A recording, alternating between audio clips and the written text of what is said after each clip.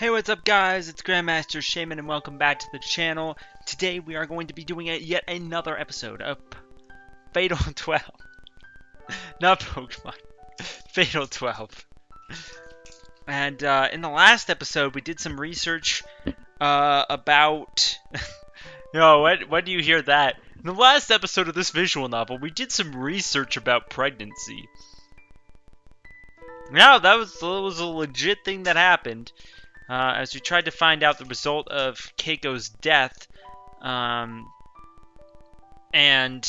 we didn't come up with a whole hell of a lot, but we have a lead that it was most likely blood loss that ended up in Keiko's passing. A lot of stuff happened in the last episode, so make sure you go and check that out if you haven't already. But now we're getting on with the week here, as Naomi has agreed to go in secret to investigate Keiko's family, so we'll have to see how that goes. I have to admit, I'm surprised by how fruitful our efforts today have been. It goes to show how little I'd been thinking about divine selection before talking to Naomi about it. It's gotten me to question my own life. I still can't say for certain whether or not it's right for me to want to survive. However, I can say with certainty that I don't want to leave my friends and family upset over my death. That's enough motivation for now. I'm sure Keiko has the same resolve pushing forward. In fact, hers is probably much stronger, considering she has a child. I was told I lost my parents in an accident almost immediately after I was born, so I'm not too sure what it's like to experience the warmth and love parents can provide. The only thing I have to show is when my gran spoke to me about my mom. Her expression showed an entirely different kind of love from that which she holds for her granddaughter. Okay, enough thinking for one day. The more I consider Keiko and her situation, the more empathy I feel for her, which makes me think of her even more. What should I be doing? What I should be doing right now is casting my own emotions aside and gathering as much info on her as possible. Even Naomi is pushing herself to do what she can for my sake. The last thing I want is to let that go to waste. My priority right now should be to get some rest. Thus, I crawled into bed and closed my eyes. Things have been pretty intense so far. But after school, Naomi and I came back to Lion House together again. Keiko never has approached me again after that one night. I don't think has really needs to be there. She probably realized that I know her name. Right, I assume she's aware of the potential risk in approaching you again, thanks to that too. Let's do this. After I ensure that my book is in my bag, I guide Naomi to the hospital. Oh shit, dude. By the time we reach the lounge, I realize that I never did ask Naomi how she plans on approaching Keiko's family. Even without me there, it doesn't change the fact that she's just a random high schooler to them. I highly doubt they'll be willing to share private information with a stranger like that. Fortunately, the lounge is on the same floor as Keiko's room, so I'll be able to hear Naomi scream should anything go wrong while I wait. She isn't quite as clumsy and shy in front of me anymore, but this is Naomi we're talking about. I can't help but worry about her. I know she said she'd do her best for my sake, so I'll entrust it to her. Oh shit, dude. After some time has passed, a man in his late 30s passes by me. I assume it's Keiko's husband and try to avoid eye contact. I move my gaze to look outside the window, waiting for his footsteps to fade. Rinka. You startled me. Being approached from behind like that causes me to yelp, but no one seems to pay me much mind. Naomi's voice sounds somewhat gloomy. Welcome back. How did it go?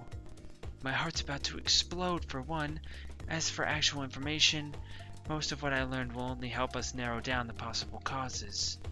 So you didn't learn anything specific? Right. It seems she's always had a frail disposition, but no particular diseases to speak of. However, she'd been entering preterm labor on a consistent basis, which eventually led to a premature birth via emergency C-section.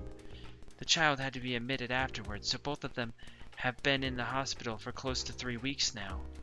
That overlaps with the timing of the divine selection. The books we were reading yesterday mentioned preterm labor and premature birth. Premature birth is when the baby is born before the expected date, and premature labor is when you enter the first stages of labor earlier than you should. The mother suffers the most constant pain and bleeding during this, so she has to keep as idle and relaxed as possible. I guess things took a turn for the worse, which led to her needing a C-section. How did you manage to get that much out of them in the first place? I told a little white lie. Her tone was more hushed than usual. That's probably why she felt gloomy afterwards. I told them that I noticed whenever I'd come here to visit my friend, who has always been hospitalized. I said I was worried about her, but I felt it would be rude to ask her about her situation directly. I also said I would bring her some flowers soon. That would eventually lead them to telling me what I just told you. Naomi. She looks like she's ready to cry. Oh. She pried information from Keiko's family for the express purpose of eliminating her. Knowing how kind of a person she is, there's no doubt she's beating herself up over it. All I can do is grit my teeth. She did this for my sake, so I can't give her some half-hearted consolation. Figuring it'd be way too risky to discuss things further here, we make our way back to Lion House. We dive right into discussing her cause of death upon our return. I wouldn't call it a bright conversation, hardly surprising, but both of us make sure not to comment on it. I read yesterday that premature birth and C-sections place a significant strain on the mother as well. Ugh, pardon me. She might not have had all the notable diseases, but she still had a frail disposition. Put two and two together, and blood loss seems most likely. The book doesn't react. I can't tell if it's because I'm wrong or if it's because I'm not going through the proper process with the correct information. I was pretty confident in that conclusion after discussing things with Naomi, too. No reaction. Does that mean we're wrong, then? I'm fairly certain her family would have beaten around the bush if she had a specific condition, though. The fact that they didn't means she really doesn't. I grabbed some of the books we checked out at the library to make sure we haven't missed anything. Naomi does the same. I end up coming across something relevant quicker than expected. This might be it. I point to a page detailing one of the leading causes of death during childbirth, a brain hemorrhage. It's described as being caused by an artery in the brain bursting, which leads to internal bleeding in the surrounding areas. Not only does it impact your senses and consciousness, but it can also lead to death should a tumor become big enough to put significant stress on the brainstem. The reason this can kill you is the brainstem regulates the central nervous system, making it the most vital parts of your body. Most of the death... God, man, this is... I feel like I'm in freaking science class with this shit. Jesus. Most causes of death during childbirth can typically be tracked back to this. That makes a lot of sense, actually. It started shining. What, really? I can't see anything. My book starts to shine almost immediately after I've come across the information. Naomi doesn't seem to be able to see it, but I explain that it does when you successfully turn information into a card. The light congregates once again and gives birth to a new card. Oh, there it is! I guess she can see the card itself and what's written on it, though, just like the others I possess. I assume it's got something to do with the fact that giving them a physical form means their existence becomes reality. I place the card on the table so she can read it. Written on it is number 8's cause of death, a brain hemorrhage. This is it, huh? This killed her. She gave birth to a child only to die of a brain hemorrhage. The fact that her child's in the hospital means that the birth wasn't undone at the beginning of divine selection. In that case, it might be safe to assume that Keiko didn't die during the process, but sometime after. I can't say I feel pleased over having made some progress, in all honesty. I'd actually feel worse now, having learned the circumstances behind her death. Ellipses. Naomi feels the same way.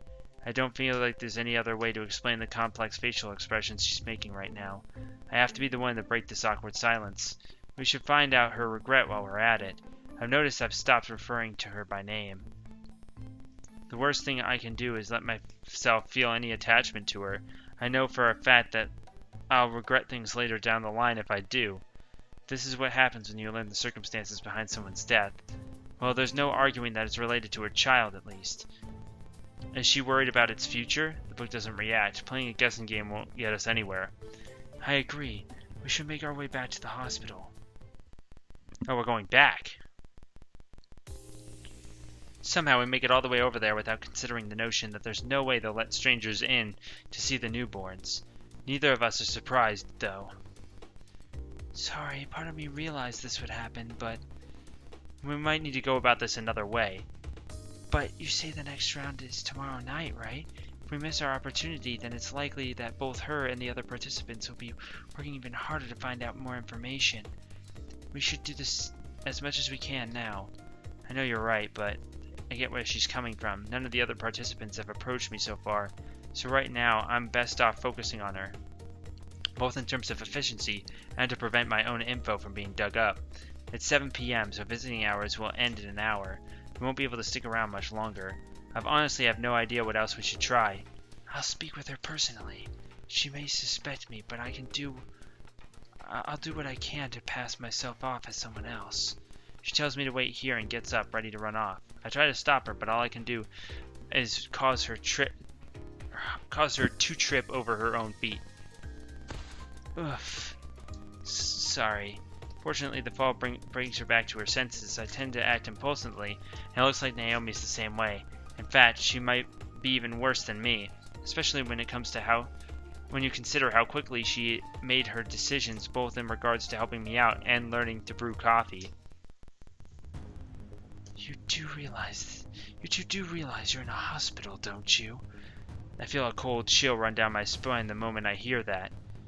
I'm kneeling down to give Naomi a hand, and I stare upward into her face. You're Kamebuchi Kaiko, the very person we've spent the past few days investigating as much as possible. Why is she here in the first place? We made sure to discuss things on a different floor from one her room's on. This works for me. I was in the middle of looking for you, Shishimai Rinka. The tone of her voice is chilling, but her saying my full name out loud makes it ice cold. I step forward in an attempt to keep Naomi from her line of sight, but there's no way she hasn't noticed her. Your little friend seems to have had a lovely discussion with my husband. It must be nice having someone to cooperate with you. I can't find an appropriate response. Much like our first meeting, I risk putting myself in danger if I say anything without thinking first. There's no need to panic, Rinka. I just want to discuss things with you. Discuss things? There's no doubt this discussion will be regarding the divine selection. A few moments later, I nod my head. You can't. You may leave. I'm only interested in Rinka. Don't worry. If she wants to talk, then that's fine. I nod reassuringly at Naomi, who looks worried sick over the situation. Even so, be careful. I've already said there's no need to panic. I'm not here to hurt her. I just want to talk. How about we go to the lounge upstairs? It should be rather empty at this time, and I'd much rather discuss things in my room. Not discuss things in my room where other patients are around. As for your little friend, she can wait here. I'd hate for her to try and eavesdrop. I follow her after that, leaving Naomi, who looks worried as ever, behind. You better not say anything, Rinka. You better not fuck this up. Swear to God. Once we reach the lounge, she directs me to my seat and walks off. She returns shortly thereafter, a can of coffee and a bottle of water in her hands. Here, take it. I accept the coffee, unable to hide my surprise. There must have been a vending machine close by, but should I really take this when she's technically an enemy? Don't worry, it isn't poisoned. We might be a pretty unbelievable situation right now, but that doesn't change the fact that those kinds of substances are rather difficult to come by. That's not what Relax, I understand. I was rather frantic during our first meeting. I must have frightened you. Hearing that admission from her, I take a sip of the coffee. Quite the gutsy one, aren't you? I figured you were working part-time at the cafe, but you actually live there, don't you? On the second floor, I believe. I don't answer, nor do I question how she knows. It's an easy conclusion to come by when you know my name and the Lionhouse.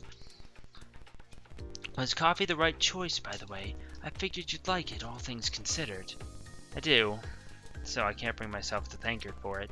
She seems to expect it as much, so she gives me a slight grin before taking a drink of her water. First of all, allow me to apologize.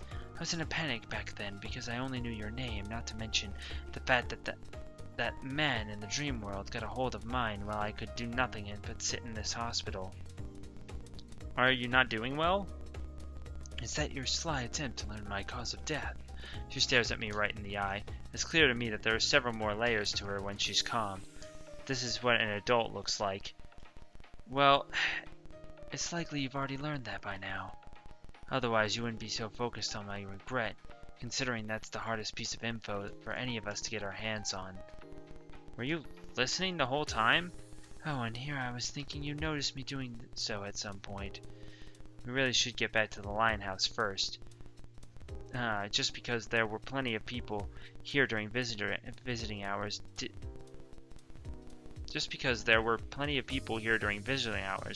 didn't guarantee that we wouldn't be caught. Either way, I'm not here to try and scare you, so let's drop that subject. My intention is to propose that we both stop digging info on one another. What's that supposed to mean? Exactly how it sounds. You give up on your little information hunt, and I give up on mine. In other words, a ceasefire of sorts. Like you said, I know both your name and your cause of death. Yes, and I happen to know the exact same details regarding you, so we're currently on an even playing field. That makes my proposal all the more appealing, no? Wait, you know my cause of death? My surprise spills out when she reveals her hand. What exactly did she find out? I never got the impression that she was doing any digging into my life. I even tried to look up why the fire broke out on the train, but the event itself has been undone. Not to mention the dream, Naomi said they, which means I don't think she died due to fire. She doesn't have her own card, at least I can't see it on the thing. In that case, she either had the card from the beginning, or she heard my discussion with Naomi at the park. Still, I made sure to check that there wasn't anyone close enough to overhear when we were there. Wiretapping, maybe? No, tech is hard for someone like her situation to get her hands on, as the poison joke she joked about earlier. The wind's pretty strong at the park. She needs specific spec stuff to counteract all that interference as well. That leaves the former then. I still find it hard to believe that she'd just conveniently end up with 2 of my cards out of the total 36. Don't forget I can easily spread your info amongst the other participants, or even use it as a bargaining tool. That goes for the man who knows my name, too. She's really worried about number 12, eh? Not that I blame her. He isn't the type of person you'd encounter normally. Meanwhile, she looks more confident than ever. But something feels off. That's all I can think as I stare at her. She's probably lying about the cause of death. Yeah, are you telling me the truth? Is there any reason for me to lie in a situation like this? Yeah. If you're that concerned, then I can show you my cards if you like. Of course, you need to show me yours in exchange. Truth is of the essence, so I need you to... Sorry, I refuse. Huh? I say it loud and clear, not just to settle my own nerves, but to make sure I establish some leverage of my own. You asked for my cause of death when we first met, so it's safe to assume that your starting cards didn't include that info. And it's hard to believe that you could figure it out between then and now. Not to mention, I'm still fuzzy on the details of my own death. Even if she did manage to listen on my conversation with Naomi, there was too many unknown factors to get her card out of just that. Yeah, she doesn't even have her own cause of death form, which means her own cause of death card, which means the conversation couldn't have possibly brought up that. I got a hold of it through channels you're not aware of. What sort of channels? Oh, chalk it up to adults' resourcefulness. I detect a slight hint of panic in her tone.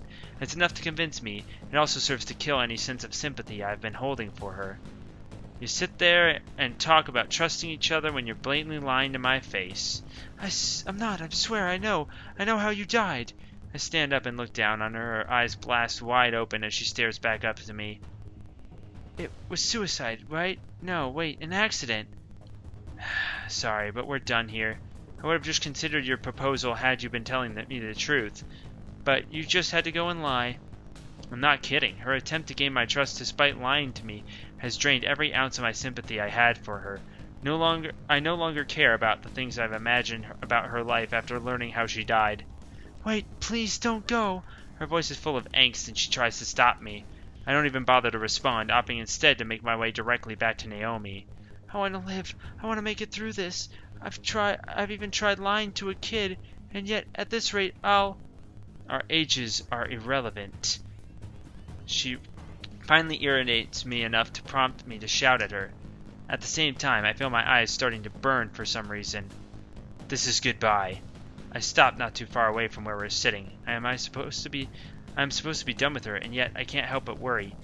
It doesn't take long for me to realize why. Her exasperated claim about wanting to live was no doubt the truth. That was really risky. I was pretty close to agreeing with her proposal, but our ages are irrelevant. I guess I'm just weak towards people who are just pouring their heart out. After taking a moment to gather myself, I go back to where Naomi has been waiting. Her regret is just dying? Huh? Naomi? She isn't there when I get back. I decided to wait, figuring she'll be back soon. What do I expect? Oh, shit. The decision to lead to the most terrifying situation I've been in yet. Oh my god. Number 12. I recognize you. My entire body freezes up the moment I see him. Tall, dark-skinned, and positively ripped. You can almost see his muscles trying to break out of his clothes. He's one of the few people you could describe as being built like a tank with no exaggeration. But even more terrifying than his build are the stone-cold eyes. I've seen him twice in the dream world, but seeing him here in the real world drives home just how irregular this man is. Number 12. The man responsible for Divine Selection's first elimination, and the man in possession of number 8's name card. You'll be my target later down the line, but for now, I have no business with you. He passes right by me, heading in the direction from which I came. Whew! Just being in his presence made me feel like I was drowning. I must have been taking fewer breaths than usual or something. The realization that I need to gather information on him makes me want to give up right here and now. I'm sorry, my mom called me, so what's wrong? Naomi just happens to return right as he leaves. I'm so glad we came together. Just hearing her voice helps me to realize that I can't just roll over. I gave her a quick rundown of what happened. If he doesn't have any business with you, then that must mean he has her name card, so he must be aiming for her. Wait here, I'll follow him. Naomi stops me as I try and go. Why would you follow him? You've got no reason to. You're right, but I can't help but remember her pained expression, her desperate voice. I can't sit here and do nothing. Stay put. If anything happens, I'll get in touch. Be ready to contact the police. Rinka. She lets go, almost as if she's lost all strength in her arm. I sprint away before she can do anything else to stop me. So we're going to eavesdrop on this conversation. It takes a few minutes to get her out of her room. Rather, it takes a few minutes to try and convince the nurse, considering her visiting hours are over. She eventually comes out of her own volition after hearing me shout. You're safe. Why did you come back? Her expression is completely devoid of life. I'm the one responsible for that, too. Did you change your mind? She asks with obvious doubt in her voice. I can't give her an immediate reply. The man's definitely aiming for her, so I find it hard to believe that I beat him here. And he's got his book on him as well. Considering he was able to speak to me, I doubt he could read the signs here without it. In that case, how did I get here without even passing by him? Wait, don't tell me. Wait a minute. What are you doing? I grab her by the hand and try dragging her along, which obviously takes her by surprise. Your child's in danger. She resists at first, but that stops the moment she hears me say that. Number 12 is right here inside this hospital. He is? Don't tell me he has plans on taking my baby hostage. Finding out that she's given birth recently isn't a particularly difficult task, and it goes without saying that a 3-week-old baby has no means to defend itself. They may not be letting strangers in to see the newborns, but he's the type of man who will be able to get around that issue with ease. I don't know him personally, but I do know the fear inspired by those eyes. Please, don't! She keeps mumbling as I lead her to the nursery. What I witness upon our arrival is more disastrous than I expected. The lights in the hallway leading to the nursery are off, and all the emergency lights have been shattered. A faint light coming from the room beyond tells all I need to know about the situation. What the hell happened here? Having shot ahead of me, she is the first to raise her voice. It doesn't take long for me to understand why. I see a number of nurses sprawled out on the floor. No. I lay my ear close to their mouths and confirm that they're still breathing. I expected the worst, but it seems they're still alive. However, an even worse scenario soon presents itself before me. Naomi! For some reason, Naomi is among the unconscious nurses. I'm sorry. She's obviously struggling to speak, but she does so nonetheless. I notice her glasses lying not far from her body. The lens is cracked. I figure he was aiming for the baby, so I tried to stop him. The baby's done nothing to deserve this. You idiot! She runs straight towards the room from which the light emits, ignoring my calls for her to stop. Brinka, get away from here. I'm sorry, Naomi. Rest here a bit longer, okay? I grit my teeth and give chase. Hey, what are you doing? A voice roars out as I reach the nursery. The babies all start to cry, likely because her shouting has woken them up. A number of nurses lie unconscious here as well. The fact that the babies only now woke up means he somehow made it this far by being swift and silent. The mere fact that he's capable of such a thing is utterly insane. Silence! He directs a quiet but threatening order towards the baby. As if that'd work on them, though. How in the... I'm just as shocked as she is. His command somehow manages to silence every tiny voice at once. I feel my legs getting glued to the ground in the presence of such a monster. My entire body starts to shudder. Why did I come here in the first place? Why are you with her? She's here to sniff out info on me as well, so she probably figured she could use this situation to her advantage. Huh? Figures. You heard me earlier. I have no business with you at this moment. I'm aware of the situation this country's security measures are. Of how notable this country's security measures are, so I prefer to wrap this up quick. His tone is low but steady. The fact that he can maintain such poise in a situation like this is unsettling. Why did you come here? I know your name, so learning your location and why you're here was a minor task. Let's forget about the how. You're aware of what I mean when I say I want to do this quick, aren't you?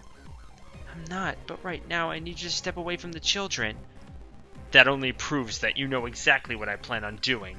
But fine. Allow me to spell it out for you. Your name is Kamebuchi, if I recall. Therefore, this is the bed I'm looking for. He locates her baby right away. The baby's name is written on the bed. I can't see its face from where I stand, but I can read its name. Haruki. I assume it's a boy then.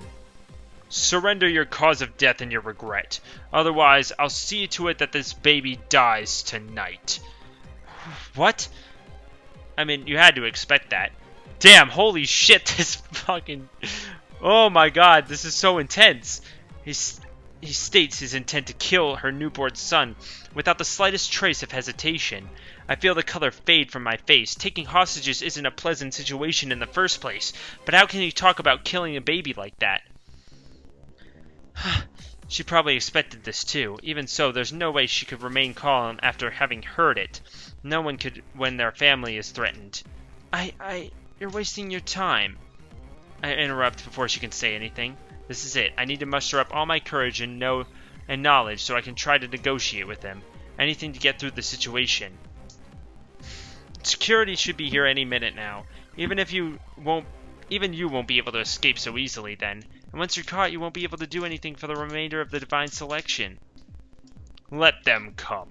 I'll simply escape with her child. Dealing with a few people on the way is easy enough. It may complicate things afterwards, but it doesn't change the fact that I will come to possess Kaiko Kamebuchi's information. He answers right away and continues his threat. You have 30 seconds. I'll kill the child in the bed next to yours if you haven't answered by then. Followed by another child 30 seconds after that. If you still haven't answered, yours will be next. They have nothing to do with this. Keep calm. If you don't, he'll add your own info into part of the deal. She whispers. This was quietly enough so that he couldn't hear. Keiko, you have numero one's information, don't you? That's why she doesn't want you to be eliminated. That's not... I deny his claim on instinct, but she really does know my name. Realizing this is now proves how foolish I am. But even if you do kill them, that'll be undone if you're eliminated, so that's enough. Fine, I'll tell you my cause of death and regret. Get on with it. She remains completely devoid of emotion. Keiko! It's plain to see that you both have information on one another.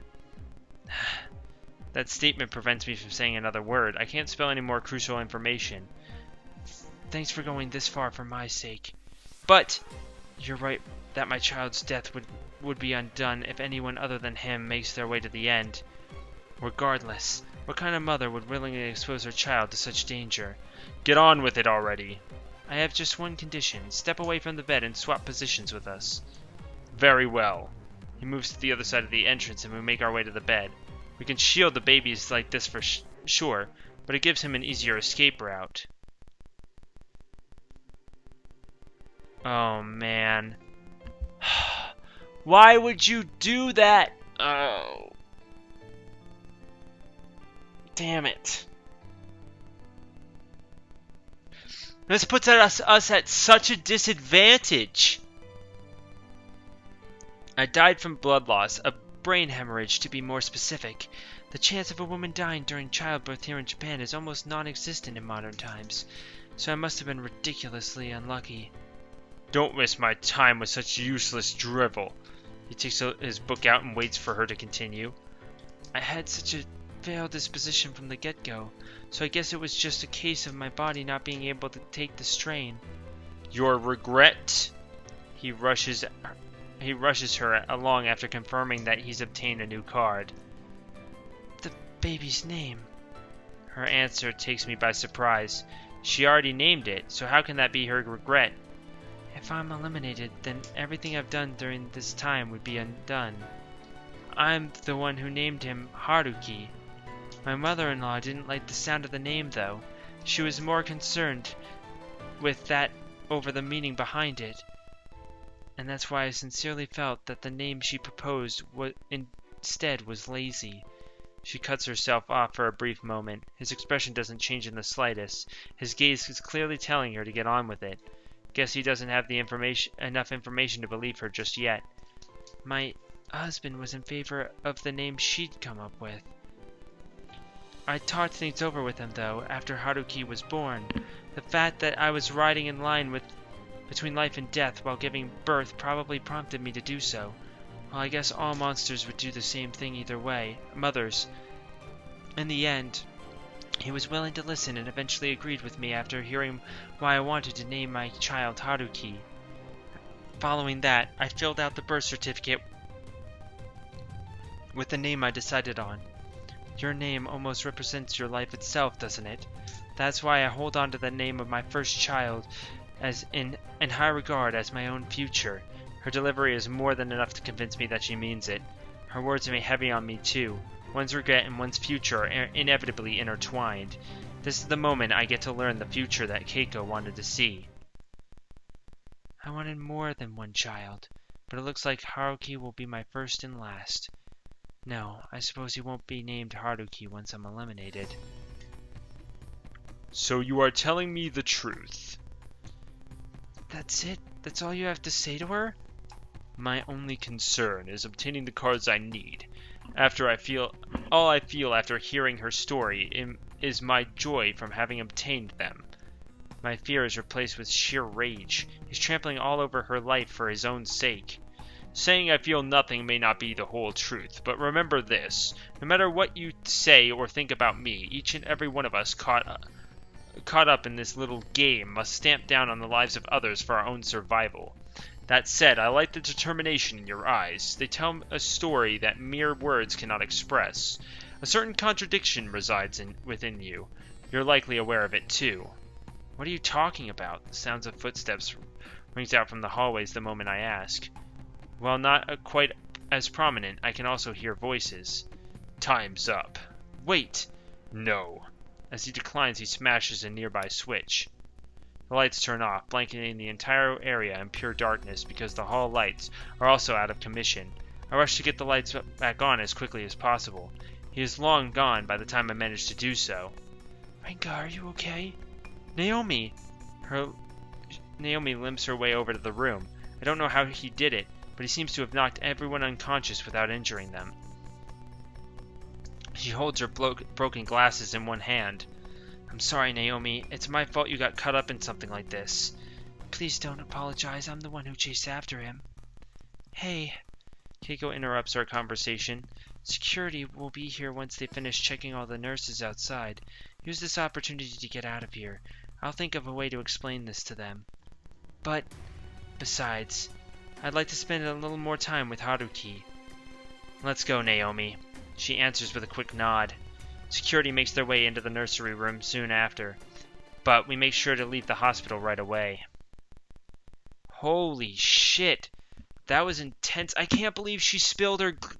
Ah, man. Why would she do that? Well, thank you all for watching this episode. I hope you enjoyed it. Click that thumbs up button down below for me. Let me know in the comment section your thoughts on yet another exciting episode of Fatal 12. And hit that subscribe button for future content as well. And we'll see you all in the next episode.